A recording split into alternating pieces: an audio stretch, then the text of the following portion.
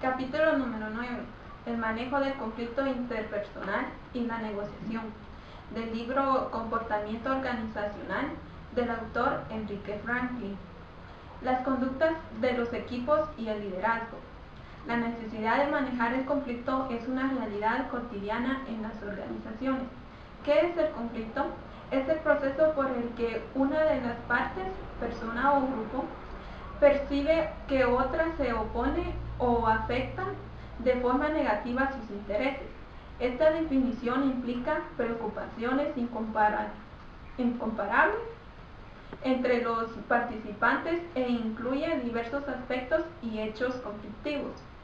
El manejo del conflicto consiste en el proceso de diagnóstico, estilos interpersonales, estrategias de negociación y otras inversiones que innecesariamente y reducir o resolver el exceso de conflictos.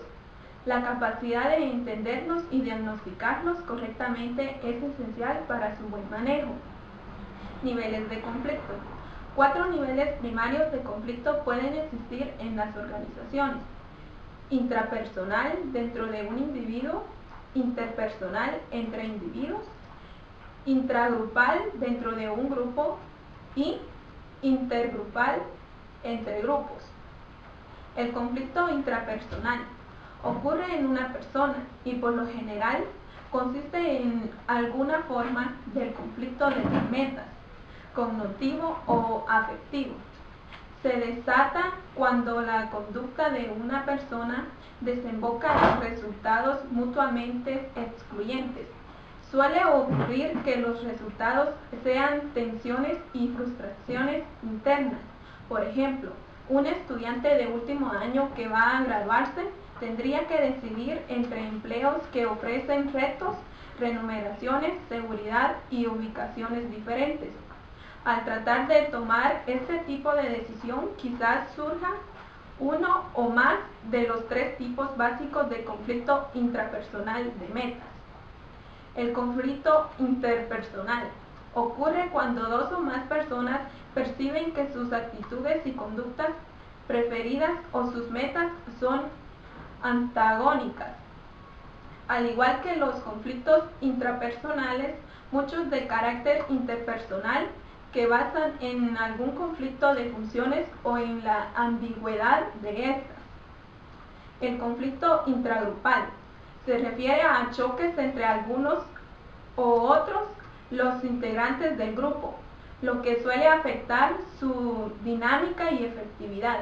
Los negocios de propiedad familiar están especialmente predispuestos a sufrir conflictos intragrupales y de otros tipos, y se hacen más evidentes cuando el propietario fundador se acerca a la jubilación, se retira o muere. Solo 3 de cada 10 negocios familiares logran llegar a la segunda generación y 1 de 10 sobrevive hasta la tercera generación. El conflicto intergrupal se refiere a la oposición, desacuerdos y disputas entre grupos o equipos. Ocurre con frecuencia en las relaciones sindicato-empresa. Esos conflictos llegan a ser muy intensos, agotadores y costosos para los participantes. En condiciones extremas de competencia y conflicto, las partes establecen actitudes hacia los otros caracterizadas por la desconfianza, la rapidez, el centro de atención solo en el interés propio, la falta de voluntad para escuchar, etc.